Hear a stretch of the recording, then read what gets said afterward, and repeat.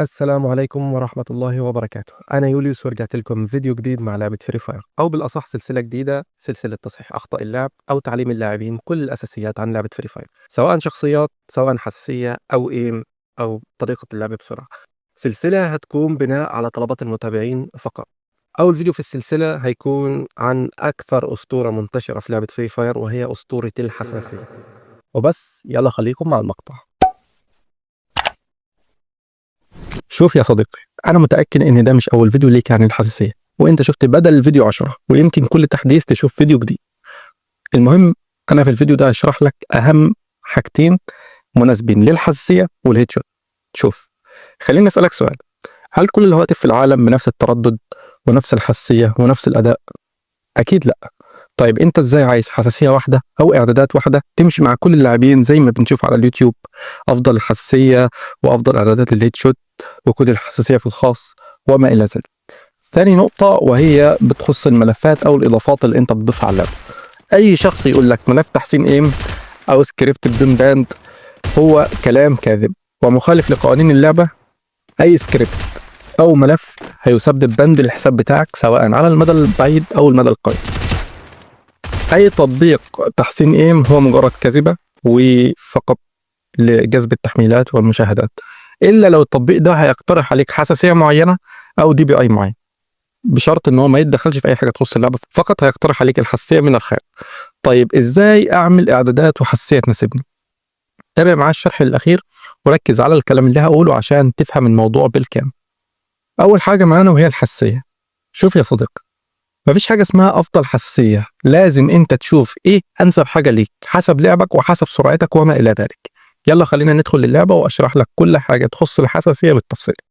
بس شوفوا يا شباب، أول حاجة هنشرح في اللعبة هو جزء مهم جدا جدا جدا، وهو الجزء المختص بزر الإيم. زر الإيم اللي هو زر الإطلاق اللي أنا معلم عليه في الفيديو ده، تمام؟ طيب إزاي نظبط زر الإيم؟ تمام؟ وإزاي نخليه ثابت أو نحطه في مكان كويس بحيث يظبط لنا الإيم بتاعنا؟ انا هشرح لكم كل حاجه عن زر الايم بالتفصيل. خلينا اول حاجه نخش على الاعدادات. طب دي الاعدادات بتاعتي لو حد عايز يشوفها، تمام؟ وادي زر الايم، تمام؟ خليني اشرح لك اول حاجه، تمام؟ زر الايم له طريقتين، تمام؟ لو انت من الناس اللي بتلعب بالاسلحه الرشاش زي اليو ام بي او الام بي 5 او الام بي 40 من المدى القريب، او من المدى البعيد بتلعب بالاي كي بالسكار بالام 4 باي سلاح رش، تمام؟ مش سلاح وان شوت. الافضل ان انت تخلي الايم في الجهه دي، تمام؟ جهه اليسار، في هنا مثلا او هنا او هنا، تمام؟ ويكون يعني بين الوسط وبين ده، تمام؟ ليه؟ لان الجهه دي بيكون الايم اسرع في الرفع، يعني اما تيجي ترفعه الايم بيطلع بسرعه، تمام؟ فانا هشرح لكم اول جزء كانت لاعب اسلحه رشاش، هشرح اول جزء على اساس ان انت بتلعب اسلحه الرش. طيب هنخلي الايم في جهه اليسار، تمام؟ اما تحت او في الوسط، المهم ما نخلوش فوق، نخليه في الوسط او تحت، تمام؟ وبالنسبه للحجم، الحجم هنا بيختلف. لو كان الحجم صغير يعني ما بين ال 45، تمام؟ لو الحجم بين ال 45 وال 55 بيكون سريع في الرفع، يعني الايم بيرفع معاك بسرعه بس مش ثابت. يعني انت اول ما ترفع الايم على الهيد شوت هيطلع على الهيد شوت بس مش ثابت، يعني ممكن يضرب طلقه او اتنين باللون الاحمر والباقي اصفر، تمام؟ زي ما انت تشوف كده في الفيديو، انا مخلي الزر الاطلاق على ال 65 وادي بالايم 40، شوف بيطلع على الراس بسرعه ولكنه ايه؟ مش ثابت، تمام؟ تمام. ده بالنسبه لايه؟ لاسلحه الرش المدى القريب. ومن المدى البعيد خلينا نجرب الاكس 8.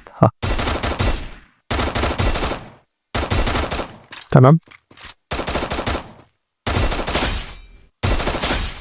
ادي ايه؟ ادي الاكس 8 زي ما تشوف هو ايه؟ بيطلع ولكنه مش ثابت، تمام؟ بيجي هو ده مناسب لاسلحه الرش، يعني لو انت بتلعب زي ما انت ما شايف كده ام بي 40 اكس ام 8 او يو ام بي او ام بي 5 اي كي ام 4 سكار اي حاجه من ده. طيب لو انا رحت عليت زر الام ده مثلا خليته 65، تمام؟ 65 او 64، تمام ماشي 64، هيكون شوف صعب يعني مش سهل. شوف لو بتلاحظ، شوف مش بيطلع بسرعه، نوعا ما ماسك في الجسم، ولكن لما بيطلع على الراس بيكون ثابت، تمام؟ يلا هشوف لما بيطلع على الراس بيكون ايه؟ ثابت، نوعا ما ايه؟ في نوع من السلام.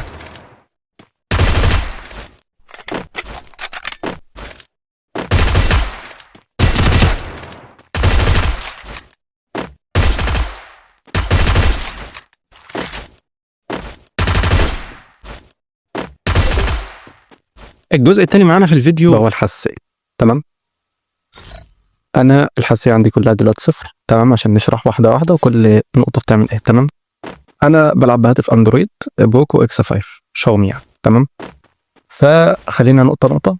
اول حاجة هنشرحها في الحساسية اللي هو ايه؟ العام ده اللي مسؤول عن الدوران ومسؤول عن الحركة السريعة. انا لو خليت الصفر زي ما تشوف كده، الدوران في اللعبة او الحركة نوعا ما بطيئة. تمام، لو خليته 100 او تقريبا 100، شوف الحركة نوعا ما منتظمة، يعني تقدر تتحرك يمين يسار اللفة الواحدة كويس. تمام، تالت حاجة لو انا خدتها 200 بيكون الدوران سريع جدا وانا مش هقدر اتحكم فيه. يعني انا لو بفايت والدوران ده ما اعرفش اتحكم في الجهاز. تمام، فحساسية العام بتختلف من تليفون للتاني. تمام، يعني كل تليفون هتلاقي الحساسية عنده بتختلف. الدوران ده ممكن مثلا انا يكون عندي 10 دورات، ممكن انت يكون عندك 5، ممكن غيرك يكون عنده 3. فانت في العام هتختار حاجة تناسبك انت حسب سرعة لعبك وحسب تمام سرعة دورانك يعني. تمام، انا عن نفسي احب يكون العام عندي بين ال50 لحد ال100. تمام، وفي الاغلب انا بخليه من ال85 لل90، لان انا من محب اسلحه الاي ار، فده اشوف ان هو انسب ايه خيار لي من اول 85 لحد ال100. تمام، زي ما تشوف كده، ده كده ايه الدوران اللي عنده. تمام، اول حاجه بقى معانا بعد الدوران بالنسبه لحساسيه السكوبات. تمام، عندنا النقطه الحمراء. تمام، النقطة الحمراء زي ما انت ما شايف اللي هو بتكون السكوب، بس اما تفتح سكوب بس مش عليه لا سكوب 2 ولا سكوب 4 ولا حتى سكوب حراري. النقطة الحمراء انا برجح الناس ان هي تكون ما بين ال50 وال120. تمام، دي هتديك افضلية ان يكون الايم نوعا ما ماسك على الجسم وبيطلع الراس خفيف، بس هو في الاغلب هيكون ماسك على الجسم. وهو النقطة الحمراء احنا مش بنحتاجها من المدى البعيد، بنستخدمها من المدى القريب، فالافضل ان هي تكون ماسكة على الجسم نوعا ما. تمام، بعد النقطة الحمراء عندنا حساسية سكوب 2.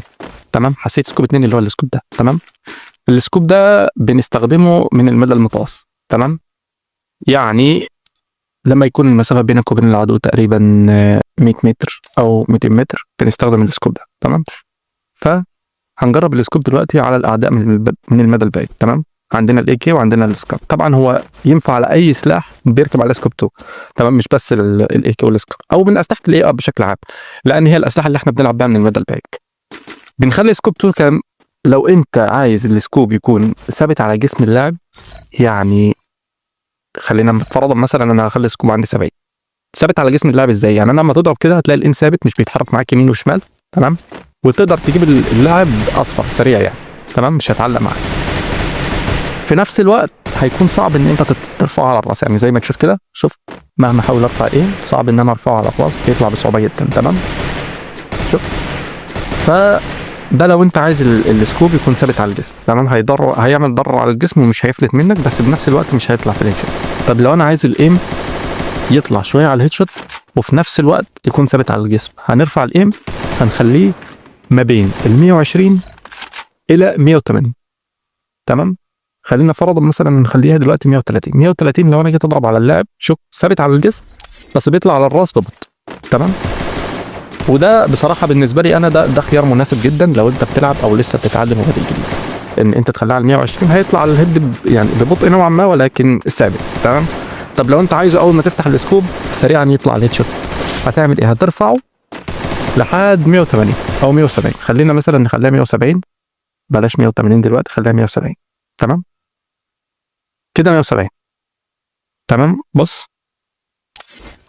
طلقه في الجسم ويطلع على الراس. تمام، طلقتين او طلقه في الجسم وبعد كده بيطلع على الراس زي ما انت ما شفت كده. هل ده مقتصر على الاي كي بس؟ لا، زي ما تشوف هو طلقتين على الجسم وبعدين الايم بيطلع على الراس. تمام، ده كده بالنسبه لشرح سكوب 2. تمام، طيب الحاجه الثانيه معانا وهي حساسيه سكوب 4. تمام، او السكوب الباقي. حساسيه سكوب 4 مش بتختلف كتير عن حساسيه سكوب 2. كذلك لو انت عايزها ثابته على الجسم بتخليها ما بين ال50 وال80 او ال90، ولو انت عايزها تكون على الراس او بترفع على الراس بسرعه بتخليها بين ال130 الى ال280 او ال290. خلينا مثلا نجرب زي حساسيه سكوب 2، نخليها مثلا 175 او 170. غيرنا الاسلحه، جبنا ام 4 وجبنا ام 60. تمام، ادي العدو هناك، شوف زي ما تشوف كده.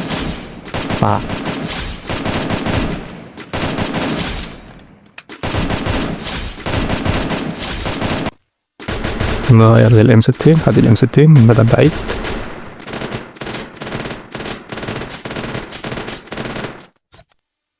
خلينا نقللها شوية ونجرب. خلينا مثلا نخليها 155. تمام. اخر حاجه معانا يا شباب وهي عدسه السنايبر او الاوم او اي حاجه لها سكوب 8 بقى. تمام، مش سكوب 4 زي السنايبرات الموجوده في اللعبه. السنايبر ما فيهوش بقى ان عدسه ترفع على الهيد شوت وعدسه على الجسم، لا، السنايبر فقط محتاج تكون الحساسيه عندك اقل من ال50. لو الحساسيه عندك قليله هتخليها 100 وما فوق، يعني 100 120 130. لو الحساسيه عندك سريعه فبتخليها مثلا كام 30 او 40 او 50. ليه؟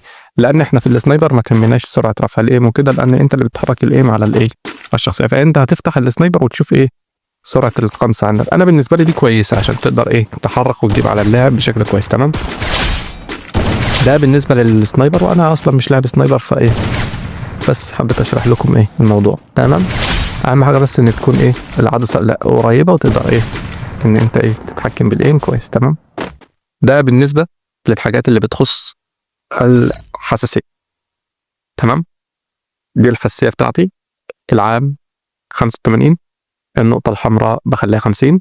تمام، عدسه ب2 ممكن اخليها انا 160، وعدسه سكوب 4 هخليها 155. تمام، السنايبر 50. النظره الحره انا بشكل عام مش بستعمل النظره الحره زي ما قلت لكم، اللي هي موجوده في الشاشه دي اللي بتخليك تنظر للورا وما كده. انا اصلا قافلها شوف اللي بتخليك وانت بتركض تقدر تبص يمين ويسار، وانا مش بستعمل. وبس كده، ده كان الجزء الاول في شرح الحساسيه وضبط زر الايم. اذا وصلت لحد هنا ما تنساش تدعمني بلايك واشتراك في القناه، واكتب لي اذا انت حابب اعمل لك جزء تاني او جزء طريقه لعب الوان شوت. والسلام عليكم ورحمه الله وبركاته.